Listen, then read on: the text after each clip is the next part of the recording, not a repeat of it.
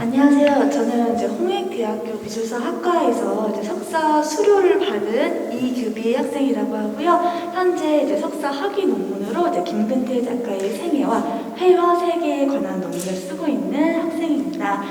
저는 먼저 제가 왜 김근태 작가님을 어떻게 만나게 됐느냐라는 설명을 짧게 드리자면요. 저는 이제 부천에서 일을 하고 있는데요. 부천에 있는 시민 작가, 청년 작가들의 그 전시회를 갔다가 굉장히 가슴이 따뜻해지는 작품을 하나 봤어요. 근데 알고 보니까 그 작품의 작가가 지적 장애인이더라고요. 그래서 그 지적 장애인들도 이렇게 다른 일반 작가하고 견줄 수 있는 작품을 그릴 수 있구나라는 충격을 먹고 제가 논문적으로 그 주제를 이제 장애인 작가들을 한번 집중해보면 좋겠다 싶어서 찾다가 발견하게 된 것이 바로 김근태 작가님이십니다. 김근태 작가님은 이제 말씀하셨듯이, 그 발표 때 말씀하셨듯이 본인이 장애인이시기도 하고요. 자기 그림의 주제로 장애인을 그리는 세계에서 얼마 되지 않은 작가분이시죠. 사실 그 사회적 약자를 작품의 주제로 그린다는 거는요, 옛날부터 있었던 일이긴 해요. 예를 들어서 한창 가난한 화가들이 모델료가 없어가지고 그냥 길거리에 있는 불황자나 노숙자들 이런 걸 그리는 경우들은 많았어요. 하지만 굳이 장애인을 그리지는 않았습니다. 왜냐하면은 말씀드렸듯이 장애인은 아무래도 우리하고 다른 추한 대상이라고 사회적 인식이 있고요. 조금 더 심하게 말하자면 혐오의 대상으로도 보이잖아요. 그래가지고 이 사람들을 작품의 주제로 결정하게 되고 그 하나의 사회적 메시지를 담은 작품을 그리게 되는 그 용기와 그 작가의 의지, 그게 감동을 하게 돼서 그리게 이 김근태 작가님에게 관심을 가지게 되었습니다. 자, 그래서 제가 드리고 싶은 질문은요. 뒤에 벽에 걸려있는 김근태 작가 역대 작품들처럼 사실 김근태 작가님들 한 거의 20년 넘게 30년 가까이 자기 장애인들만을 그려왔는데요. 초기 작품들을 그 장애인들 그리기 시작해서 얼마 초기 작품들을 보시다시피 약간 색상이 뭔가 어둡고 여전히 자신의 작가님 마음에 그 장애인에 대한 열린 마음을 가지고 싶어 하지만 내가 이 사람들을 내 작품의 세계를 주제로 내가 이용하는 게 아닐까 한다는 그런 글을 읽은 적이 있어요. 그래서 처음에 약간 다시 한번 이렇게 그 슬럼프에 빠졌다가 이제 종교의 힘으로 이제 다시 극복을 하셔가지고 저쪽에 걸려 있는 유엔 전시회였던 그 유엔에서 호평을 받았던 그 밝은 그림들을 그리게 되었습니다. 그리고 더 나아가서 김근태 작가님이 점점 시력이 안 좋아지시잖아요. 그래서 점점 이게 주제가 비정형화된 추상적으로 변하게 되는데 이제 빛 속으로 노란색 그 세월호가 떼어올랐다는 그 형상이 제대로 표현이 되지 않음에 따라서 어떻게 보면은 관객에 따라서 장애인으로 보일 수도 있고 혹은 이제 관장님이 봤던 것처럼 그 세월호의 아이가 보일 수도 있고 혹은 5.18에 관련된 사람들이라면은 5.18 희생자로 보일 수도 있는 여러 가지 그 얼마든지 다른 각 관객마다의 의미 있는 그 주제로 투영될 수 있는 그림들을 그리게 돼요. 그게 결국 비정형화된, 그러니까 조금 뚜렷하지 않은 그런 작품 세계가 그 신체적 문제 때문에 그 작품 속에 녹아들었기 때문이라고 저는 생각하는데요. 그래서 질문 좀 하겠습니다. 이번 신작 있잖아요. 신작은 지금까지와는 달리 입체예요. 그 평면적으로 캔버스 위에 유화로 그린 것이 아니라 직접 손으로 이제 만드신 토를 한두 개도 아니고 굉장히 거의 1000개라고 들었는데 엄청 많이 만드신 거예요. 그래서 왜 지금까지의 스타일인 그 유화 스타일을 그만두시고 입체 쪽, 그 인형 쪽으로 돌아가게 된 그 스타일 변화에 대한 이유를 작가님께 질문드리고 있습니다. 너무 네, 지켰죠? 아주 우리 학생이 좀 날카로운 질문을 했는데 실제로 그 문제를 제가 고민을 많이 했습니다. 편명작에서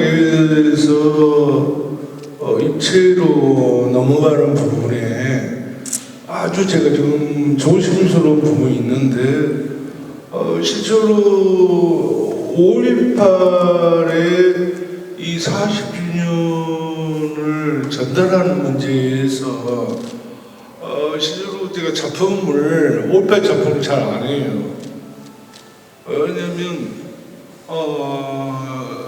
그 본질에서 어디서 시작되는가 하는 부분에 아주 공부를 많이 해야 되거든요. 어떤 보는 해화적인 조건의 문제가 아니라 이것은 어떤 역사성을 기록하는 문제이기 때문에 그림으로 접근하는데 아주 난해한 부분이 있었기 때문에 제가 쉽지도 않은 부분도 있었고 상처한 부분도 있었지만 이번에 이것을 그 토르소와 한지를 제가 원래 실은 종교 이야기를 안 하죠. 제가 원래 기독교입니다. 그런데 제 그림을 보면 하늘과 땅에 항상 주제가 정해져 있습니다. 근데 그 부분에 제가 이 땅에서 살면서 항상 저 위에는 뭐가 있을까 하는 근원적인 문제를 제가 어렸을 때부터 생각을 많이 해왔거든요. 근데 막상 그 5.18 여러 가지 사건 속에 그것이 문득 떠오르더라고요. 그래서 토르소로 청계는 의미는 현재 1000명이 밝혀져 있어요. 5.18에 뭐 소각되고 좀 묻혀진 사람들, 또 좀 맞고 죽은 사람들, 지금도 수없이 지금 발굴하고 있는데 지금 제가 봤을 때는 수가 한 4~5배 정도는 될 수 있을 거라고 저는 짐작을 하거든요. 근데 그 부분에 한 역사가 지나면 어떻게 발견할지 모르지만 그 부분에서 청계라는 의미를 일단 만들고 보자. 그래서 그 토르소의 청계의 모양은 우리들이 이렇게 생각하면 됩니다. 어떤 개념에 한정된 게 아니라 우리가 지금 살고 있는 모습 그대로예요. 그리고 거기에 한지라는 의미가 우리 한국의 한의 문화가 많아요.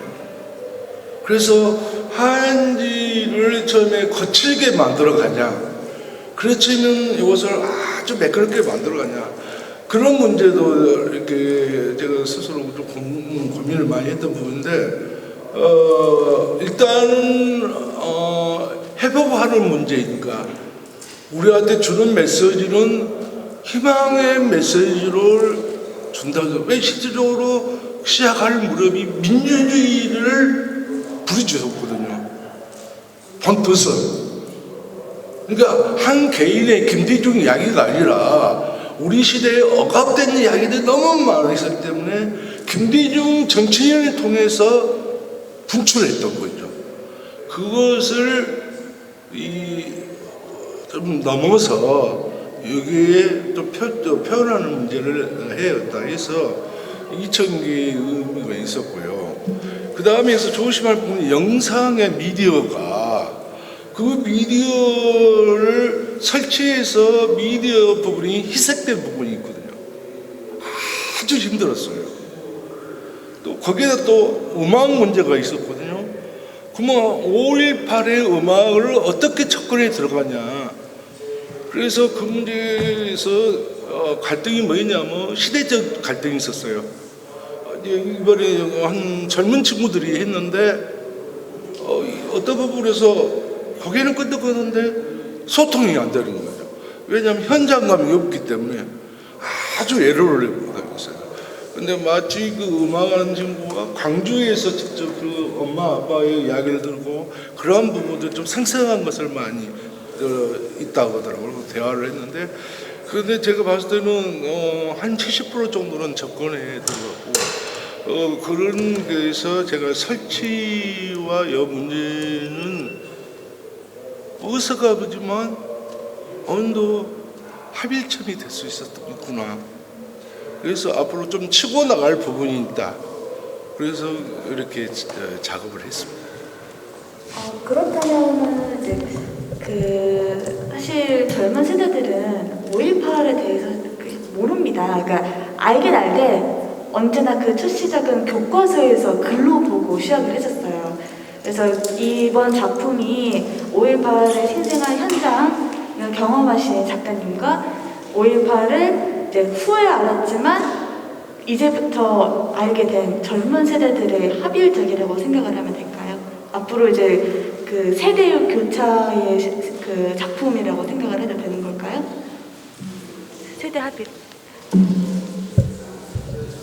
작품이 5.18을 경험하지 못했던 세대와 어떤 연결 지점이 될 수 있겠냐. 제가 지금 작품이 이제 과거에 겪었던 사람 세대와 아직 겪지 못한 우리 젊은 세대와 이게 이렇게 이해하는데 이렇게 변환점이 이렇게 가는 작품으로 생각해도 되느냐? 맞아요. 네, 맞습니다.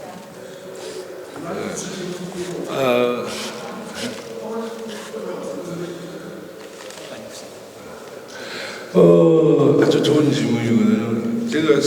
제가 올실은 젊어요. 근데 이 접근하는 데서 아주 이렇게 먼저 그 개념이 서 있어 보니까 힘든 부분이 많은데 지금 여러분들은 영혼이라는 이야기는 혼이라는 이야기 별로 경험 안 했을 겁니다. 근데 저는 직접 살면서 혼과 영혼이 중간지대에서 존재하는 걸 저는 느끼거든요. 그리고 우리가 존재하고 있으면 지금 이렇게 빨려들어간 느낌도 있어요.